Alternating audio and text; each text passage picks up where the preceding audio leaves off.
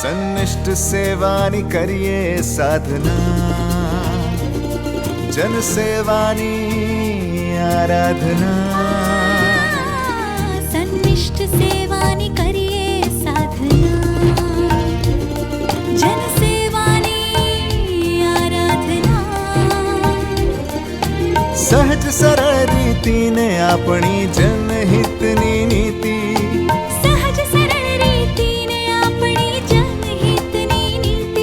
સાથે મળીને લખીએ આપણે જય ગાથા ગુજરાતની, યશ ગાથા ગુજરાતની, જય ગાથા ગુજરાતની, યશ ગાથા ગુજરાતની.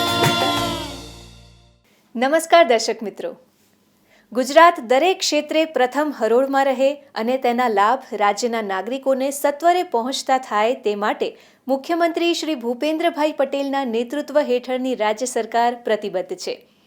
આવનારા સમયમાં આપણું ગુજરાત વિકાસના નવા પરિમાણો સર કરે અને ભારતને વિકસિત રાષ્ટ્ર બનાવવામાં પોતાનું અગ્રીમ યોગદાન આપે તેવી અભ્યર્થના સાથે શરૂ કરીએ આપણો લોકપ્રિય કાર્યક્રમ યશગાથા ગુજરાતની.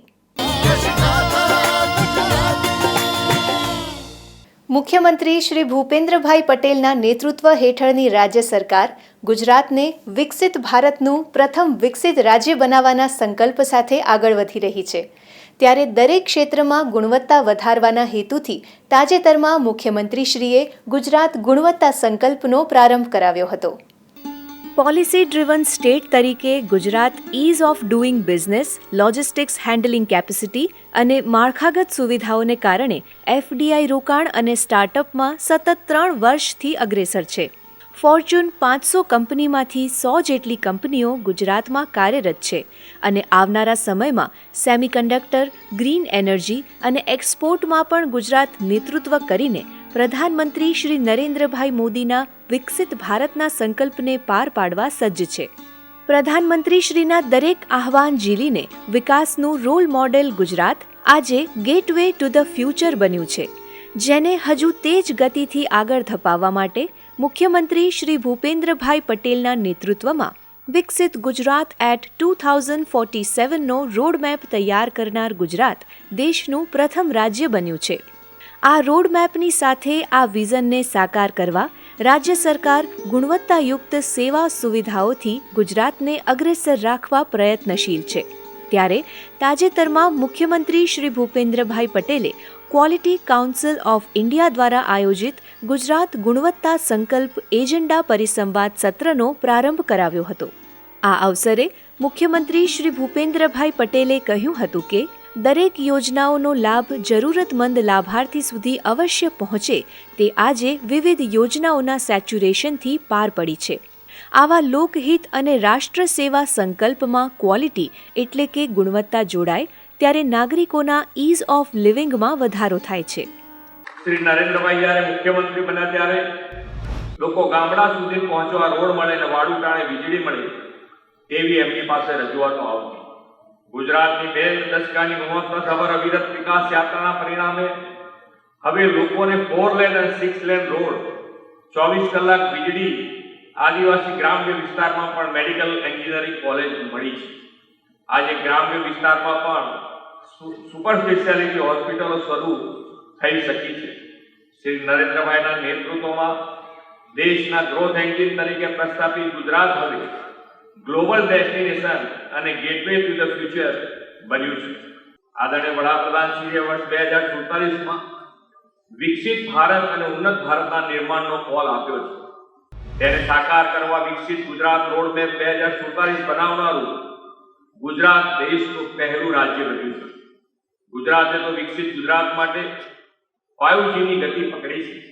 વિકસિત ભારતના નિર્માણની પાયાની શરત ગુણવત્તા છે તેમ જણાવતા મુખ્યમંત્રીશ્રીએ કહ્યું હતું કે પ્રધાનમંત્રીશ્રીના નેતૃત્વમાં digital India, startup India, make in India, skill India જેવા અભિયાનોને જ્વલંત સફળતા મળી છે.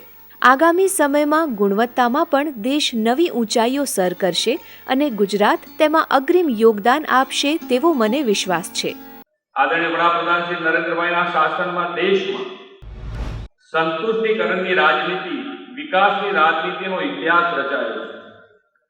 સંતુષ્ટિકરણ એટલે દરેક યોજનાઓનું સેચ્યુરેશન છેવાડાના જરૂરિયાતમંદ વ્યક્તિ સુધી પહોંચાડવાનો સંકલ્પ. આવા લોકહિત અને રાષ્ટ્ર સેવાના સંકલ્પમાં ગુણવત્તા જોડાય ત્યારે ઇઝ ઓફ લિવિંગ પણ વધે છે. ગુજરાત ગુણવત્તા સંકલ્પ અંતર્ગત શિક્ષણ અને કૌશલ્ય વિકાસ, ઉદ્યોગો અને MSME તથા આરોગ્ય, પ્રવાસન, રમતગમત, સામાજિક વિકાસ તથા ઈ-કોમર્સ જેવા ક્ષેત્રોમાં ગુણવત્તા સુધારણા માટેના વિવિધ વિષયો પર ફળદ્રુપ ચર્ચા સત્રોના આયોજન માટે મુખ્યમંત્રીશ્રીએ અભિનંદન પાઠવ્યા હતા. આ અવસરે વિવિધ ધારાસભ્યશ્રીઓ, ઉદ્યોગ અને ખાણ ખનીજ વિભાગના અધિક મુખ્ય સચિવ શ્રી S.J. હૈદર, મુખ્યમંત્રીશ્રીના સલાહકાર શ્રી S.S. રાઠોડ સહિત દેશના વિવિધ રાજ્યોના પ્રતિનિધિઓ ઉપસ્થિત રહ્યા હતા. સરકાર અને રાજ્યપાલ શ્રી આચાર્ય દેવવ્રતજીના પ્રયાસોના પરિણામે આજે ગુજરાતના દરેક જિલ્લાના ખેડૂતો પ્રાકૃતિક ખેતી કરવા પ્રેરિત થઈ રહ્યા છે. ત્યારે આ કૃષિ પદ્ધતિનો વ્યાપ વધારવાના ઉદ્દેશ્ય સાથે તાજેતરમાં રાજભવન ખાતે રાજ્યકક્ષાની સમીક્ષા બેઠકનું આયોજન કરવામાં આવ્યું હતું. ગુજરાતમાં પ્રાકૃતિક કૃષિ પદ્ધતિનો વ્યાપ વધારવા માટે રાજ્ય સરકાર સહિત રાજ્યપાલ શ્રી આચાર્ય દેવવ્રત પરિણામલક્ષી પ્રયત્નો કરી રહ્યા છે. રાજ્યમાં પ્રાકૃતિક ખેતી હેઠળનો વિસ્તાર વધી રહ્યો છે, જેથી ગત વર્ષે ગુજરાતમાં રાસાયણિક ખાતરના ઉપયોગમાં ઘટાડો થયો હતો, જે સૂચવે છે કે રાજ્યના દરેક જિલ્લામાં આજે ખેડૂતો રસાયણયુક્ત ખેતી છોડીને ઓછી લાગત અને વધુ વળતરની આ કૃષિ પદ્ધતિ એટલે કે પ્રાકૃતિક ખેતી અપનાવી રહ્યા છે. ગુજરાતમાં પ્રાકૃતિક કૃષિ પદ્ધતિનો વ્યાપ વધારવા ચાલી રહેલા મહાઅભિયાનને વધુ વેગવાન અને અસરકારક બનાવવા માટે રાજ્યપાલ શ્રી આચાર્ય દેવવ્રતજીના અધ્યક્ષસ્થાને રાજ્યકક્ષાની સમીક્ષા બેઠકનું મુખ્યમંત્રી શ્રી ભૂપેન્દ્રભાઈ પટેલની ઉપસ્થિતિમાં આયોજન કરવામાં આવ્યું હતું. રાજભવન ખાતે આયોજિત આ બેઠકમાં રાજ્યપાલ શ્રી અને મુખ્યમંત્રીશ્રીએ વરિષ્ઠ અધિકારીશ્રીઓ અને ખેડૂત આગેવાનોને માર્ગદર્શન આપ્યું હતું. આ અવસરે રાજ્યપાલ શ્રી આચાર્ય દેવવ્રતજીએ કહ્યું હતું કે ગુજરાતમાં અત્યારે 9.25 લાખથી વધુ ખેડૂતો પ્રાકૃતિક ખેતી કરી રહ્યા છે. આગામી એક વર્ષમાં વધુ 10 લાખ ખેડૂતો પ્રાકૃતિક ખેતી પદ્ધતિ અપનાવે એવા લક્ષ્ય સાથે કામ કરવાની આવશ્યકતા છે. રાજ્યપાલ શ્રી આચાર્ય દેવવ્રતજીએ જણાવ્યું હતું કે 5 ગામના 2916 ક્લસ્ટર્સ બનાવીને દરેક ક્લસ્ટરમાં એક નિષ્ણાત ખેડૂત અને કૃષિ વિભાગના એક નિષ્ણાત અધિકારી ખેડૂતોને તેમના ખેતરમાં જઈને તાલીમ આપી રહ્યા છે. રાજ્યમાં અત્યાર સુધીમાં કુલ 43 લાખથી વધુ ખેડૂતોને પ્રાકૃતિક ખેતીની તાલીમ આપવામાં આવી છે.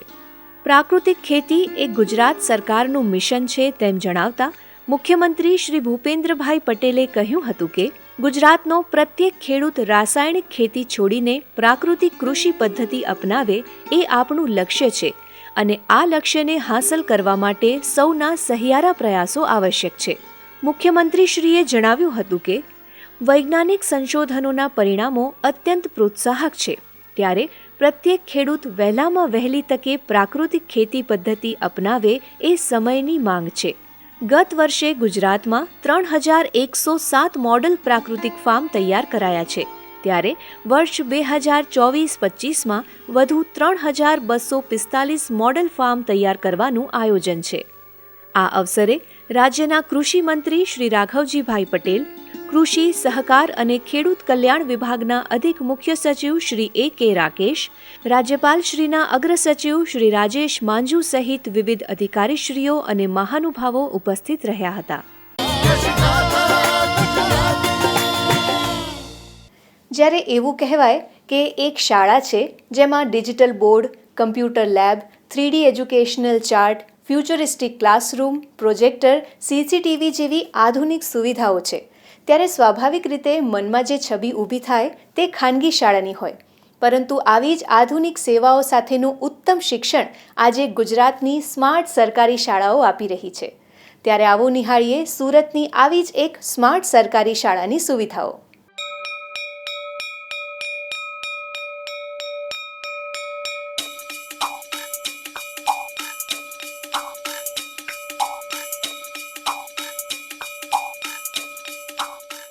ગુજરાતના તત્કાલીન મુખ્યમંત્રી શ્રી અને દેશના વર્તમાન પ્રધાનમંત્રી શ્રી નરેન્દ્રભાઈ મોદીએ શરૂ કરાવેલા કન્યા કેળવણી મહોત્સવ, શાળા પ્રવેશોત્સવ જેવા વિવિધ અભિગમોના કારણે આજે સમગ્ર ગુજરાતમાં પ્રાથમિક શિક્ષણની ગુણવત્તામાં પરિણામલક્ષી સુધારો થયો છે. આ જ માર્ગે આગળ વધતા મુખ્યમંત્રી શ્રી ભૂપેન્દ્રભાઈ પટેલના નેતૃત્વ હેઠળની રાજ્ય સરકાર રાજ્યના શૈક્ષણિક વિકાસને વધુ ઊંચાઈ આપવા કાર્યરત છે. આજે ગુજરાતની સરકારી શાળામાં અદ્યતન અને ટેકનોલોજીયુક્ત શિક્ષણ આપવામાં આવી રહ્યું છે, જેના પરિણામે રાજ્યમાં રિવર્સ ટ્રેન્ડ શરૂ થયો છે. એટલે કે આજે ખાનગી શાળાઓથી બાળકો સરકારી શાળાઓમાં પ્રવેશ લેતા થયા છે. ખાનગી શાળાને ટક્કર મારે એવી સુવિધાયુક્ત સરકારી શાળાઓ રાજ્યમાં છે, જે આધુનિક ઢબે સ્માર્ટ શિક્ષણ આપી રહી છે. સુરત જિલ્લાના કામરેજ તાલુકાની ખોલવડ પ્રાથમિક શાળા આવી જ એક સ્માર્ટ સરકારી શાળા છે, જ્યાં વિદ્યાર્થીઓ પ્રકૃતિના સાનિધ્યમાં શિક્ષણ મેળવે છે. આ શાળામાં બાલવાટિકાથી ધોરણ 8 સુધી કુલ 916 બાળકો હાલ અભ્યાસ કરે છે, જ્યાં વિદ્યાર્થીઓ શહેર સમકક્ષ શિક્ષણ ગામમાં જ મેળવી રહ્યા છે. આ શાળામાં multi play station, digital board, solar system, computer lab, library, RO પાણી, રમતગમતનું મેદાન, 3D એજ્યુકેશનલ ચાર્ટ, પ્રોજેક્ટર, જુદી જુદી આધુનિક લેબ જેવી વિવિધ સુવિધાઓ ઉપલબ્ધ છે. શાળાના આચાર્ય શ્રી ધર્મેશકુમાર બગથરિયાએ જણાવ્યું કે લોકોની સામાન્ય માન્યતા હોય છે કે પ્રાઇવેટ સ્કૂલ શ્રેષ્ઠ હોય છે, પરંતુ રાજ્ય સરકારના pilot project mission school of excellence અંતર્ગત શૈક્ષણિક સુવિધાઓની સાથે અન્ય માળખાગત સુવિધાઓમાં વધારો થતાં તેમજ રાજ્ય સરકારની શિક્ષણલક્ષી યોજનાઓના કારણે વાલીઓ પોતાના બાળકોના અભ્યાસ માટે સરકારી શાળાઓ પસંદ કરી રહ્યા છે. આ શાળાની અંદર કુલ 916 વિદ્યાર્થીઓ અભ્યાસ કરે છે અને શાળાની અંદર 25 શિક્ષક મિત્રોનો સ્ટાફ છે. આ શાળાની અંદર સુવિધાઓની વાત કરું તો આ શાળાની અંદર પૂરતા હવા ઉજાસવાળા વર્ગખંડો 25, સામે 25 શિક્ષકોની સામે 25 વર્ગખંડો, સાથે સાથે 13 જ્ઞાનકુંજના સ્માર્ટ લેબ એટલે કે વિદ્યાર્થીઓના ક્લાસની અંદર પ્રોજેક્ટર સહિતના ક્લાસરૂમો સુવિધા ઉપલબ્ધ છે. આ શાળાની અંદર શાળાની સંખ્યા મુજબ 2 કોમ્પ્યુટર લેબ ઉપલબ્ધ છે, જેની અંદર વિદ્યાર્થીઓ કુલ 31 કોમ્પ્યુટરની અંદર કોમ્પ્યુટરનું જ્ઞાન મેળવી રહ્યા છે અને શાળાની અંદર સરસ મજાનો લાઇબ્રેરી રૂમ છે. શાળાના આચાર્યશ્રીએ કહ્યું હતું કે શાળાના બાળકો શિક્ષણ અને સહઅભ્યાસી પ્રવૃત્તિઓ સાથે જુદી જુદી સ્પર્ધાઓમાં તાલુકા, જિલ્લા અને રાજ્ય કક્ષાએ ભાગ લઈને ઇનામો મેળવે છે. શૈક્ષણિક જ્ઞાન સાથે વિદ્યાર્થીઓને વ્યવહારલક્ષી જ્ઞાન પ્રાપ્ત થાય તે હેતુથી તેમને Sumul dairy, Kamrej sugar factory, police station સહિત વિવિધ ઇન્ડસ્ટ્રીયલ એકમોની વિઝિટ કરાવવામાં આવે છે. શાળાની અંદર વિદ્યાર્થીઓને રાજ્ય સરકાર દ્વારા પાઠ્યપુસ્તક મંડળ દ્વારા મફત પાઠ્યપુસ્તકોનું વિતરણ કરવામાં આવે છે. સાથે સાથે સરકાર દ્વારા આપવામાં આવતી રાજ્ય સરકારની શિષ્યવૃત્તિ મારફત ગણવેશની સુવિધા પણ પૂરી પાડવામાં આવે છે. શાળાની અંદર સહઅભ્યાસિક પ્રવૃત્તિઓ પણ ખૂબ જ પ્રમાણમાં વિદ્યાર્થીઓને વક્તૃત્વ સ્પર્ધા, નિબંધ સ્પર્ધા, સરકાર દ્વારા જે કાંઈ આપણને ફ્લેગશિપ કાર્યક્રમો આપવામાં આવે છે એ દરેક કાર્યક્રમોની અંદર વિદ્યાર્થીઓને જુદી જુદી સ્પર્ધાઓ કરવામાં આવે છે અને આ શાળાના વિદ્યાર્થીઓ તાલુકા કક્ષાએ, જિલ્લા કક્ષાએ અને રાજ્ય કક્ષાએ પણ જુદી જુદી સ્પર્ધાઓમાં તેમણે પ્રથમ ક્રમાંક મેળવી અને શાળાનું નામ રોશન કરેલ છે. શાળામાં બાળકોને ગોખણિયા જ્ઞાનના સ્થાને રાજ્ય સરકારની ગાઈડલાઈન મુજબ વ્યવહારુ જ્ઞાન પણ આપવામાં આવે છે. બાળકો નૈતિક અને મૂલ્યનિષ્ઠ શિક્ષણ મેળવે તે માટે શાળામાં ખોયા પાયા, રામહાટ, બચત બેંક, અક્ષયપાત્ર જેવી પહેલો થકી ગમ્મત સાથેનું જ્ઞાન આપવામાં આવે છે, જેનું પરિણામ છે કે આસપાસ 6 થી 7 ખાનગી શાળા હોવા છતાં આ શાળાની સુવિધાઓના કારણે વાલીઓ બાળકના એડમિશન માટે પહેલી પસંદગી ખોલવડ સરકારી શાળાને આપી રહ્યા છે. આ ઉપરાંત જિલ્લા શિક્ષણ સમિતિ દ્વારા ખોલવડ શાળાને વર્ષ 2023માં તાલુકા કક્ષાએ શ્રેષ્ઠ શાળા તરીકે તૃતીય ક્રમાંકનો એવોર્ડ એનાયત કરવામાં આવ્યો હતો.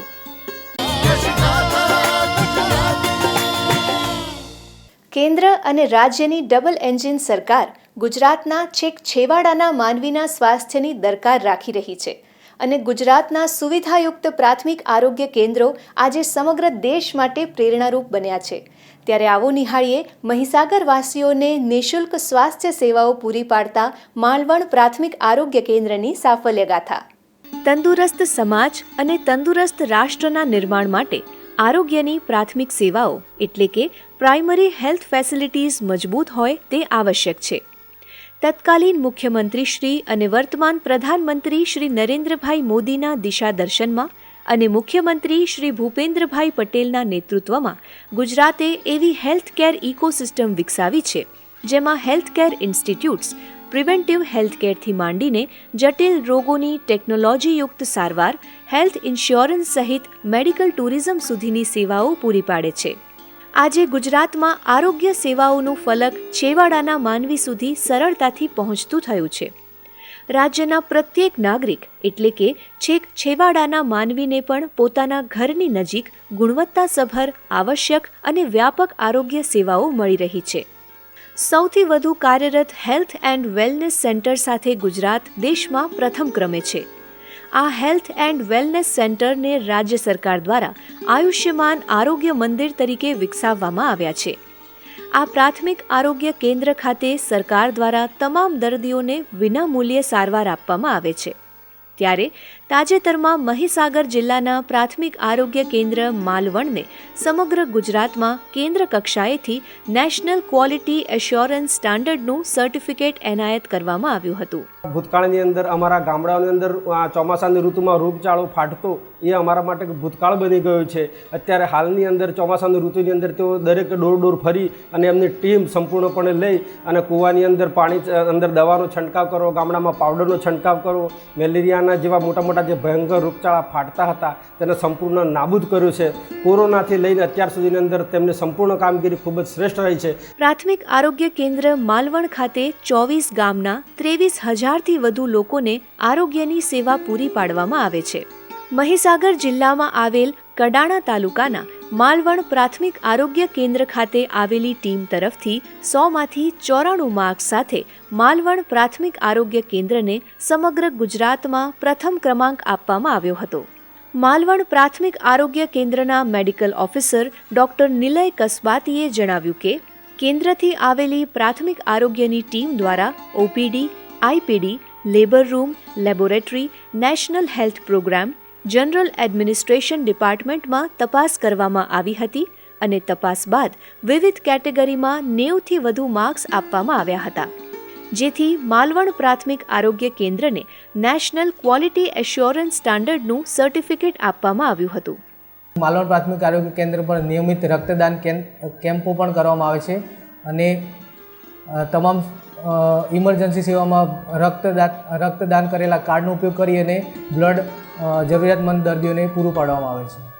આ ઉપરાંત નાગરિકોને શ્રેષ્ઠ આરોગ્ય સુવિધાઓ આપવા માટે માલવણ પ્રાથમિક આરોગ્ય કેન્દ્રએ ઉત્કૃષ્ટ કામગીરી એવોર્ડ 2016-17, ઉત્કૃષ્ટ કામગીરી એવોર્ડ 2017-18, મેગા રક્તદાન કેમ્પ આયોજક award 2018, best medical officer award 2018-19, public health management 2020, કાયાકલ્પ એવોર્ડ 2021, કોરોના અંતર્ગત ઉત્કૃષ્ટ કામગીરી એવોર્ડ 2022 અને મેગા રક્તદાન કેમ્પ આયોજક એવોર્ડ 2022 જેવા વિવિધ પુરસ્કારો પ્રાપ્ત કર્યા છે.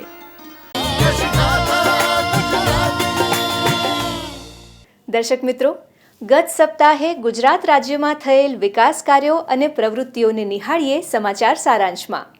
ગુજરાતને ડિજિટલ અર્થતંત્રમાં ઇનોવેશન અને ઇન્વેસ્ટમેન્ટ હબ બનાવવાના વિઝનને વેગ આપતા તાજેતરમાં રાજ્યના સાયન્સ એન્ડ ટેકનોલોજી વિભાગે ઇન્ટેલ કોર્પોરેશન સાથે આર્ટિફિશિયલ ઇન્ટેલિજન્સ રેડીનેસ અંગે ભાગીદારી કરાર કર્યા હતા, જ્યાં મુખ્યમંત્રી શ્રી ભૂપેન્દ્રભાઈ પટેલ ઉપસ્થિત રહ્યા હતા. આ ભાગીદારી અંતર્ગત નવી ઉભરતી ટેકનોલોજીસને ઇન્ટેલના પ્લેટફોર્મ પર ડિજિટલ રેડીનેસ પ્રોગ્રામ દ્વારા વિદ્યાર્થીઓ, વ્યવસાયિકો અને નાગરિકો માટે સુલભ બનાવીને રાજ્યમાં ડિજિટલ રેડીનેસને સંયુક્તપણે આગળ વધારવામાં આવશે, જે રાજ્યમાં સ્કિલ્ડ વર્કફોર્સને પ્રમોટ કરીને ટેકનોલોજીકલ એડવાન્સમેન્ટને આગળ ધપાવવામાં મહત્વપૂર્ણ ભૂમિકા ભજવશે.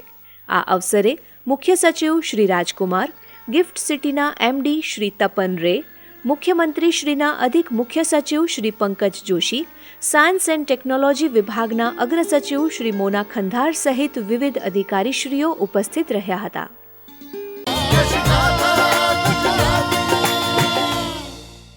ભારતમાં British deputy high commissioner Shri Christina સ્કોટે તાજેતરમાં ગાંધીનગર ખાતે મુખ્યમંત્રી શ્રી ભૂપેન્દ્રભાઈ પટેલની સૌજન્ય મુલાકાત લીધી હતી.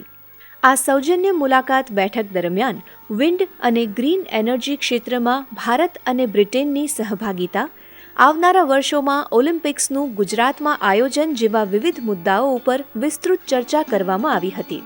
આ ઉપરાંત ગિફ્ટ સિટીમાં યુકેની શ્રેષ્ઠ શૈક્ષણિક યુનિવર્સિટીના કેમ્પસ શરૂ કરવા અંગેના વિષયે પણ ચર્ચા કરાઈ હતી. આ અવસરે મુખ્યમંત્રીશ્રીના સચિવ શ્રીમતી અવંતિકા સિંઘ, ઓએસડી શ્રી એ.બી. પંચાલ તેમજ જીઆઈડીસીના એમડી શ્રી રાહુલ ગુપ્તા ઉપસ્થિત રહ્યા હતા.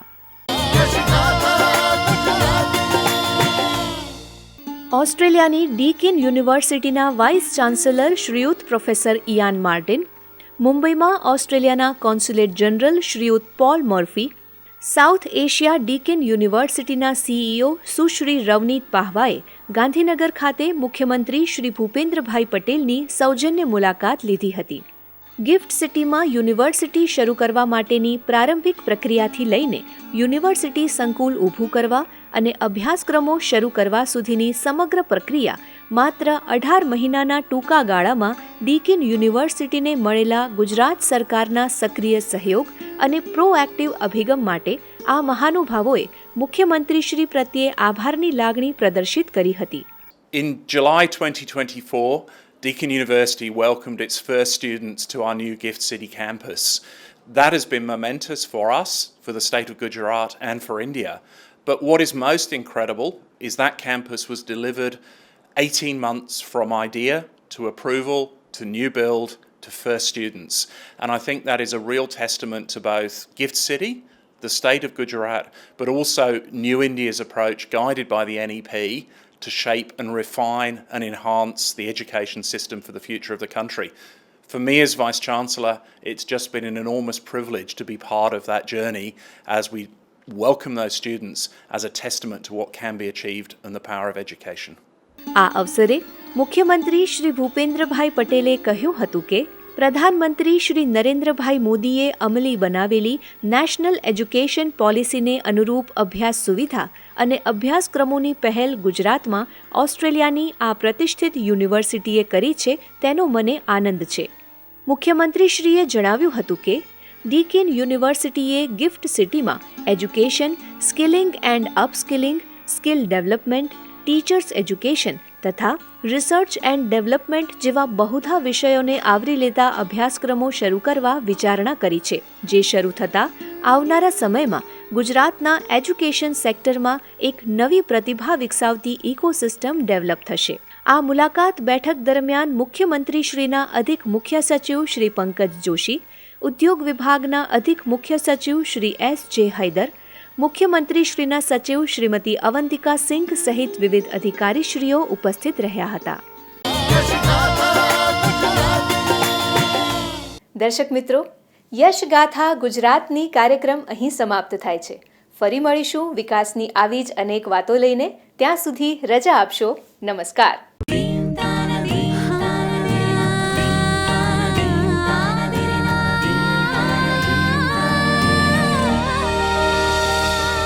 સન્નિષ્ઠ સેવાની કરીએ સાધના, જન સેવાની આરાધના. સન્નિષ્ઠ સેવાની કરીએ સાધના, જન સેવાની આરાધના. સહજ સરળ રીતિને આપણી જન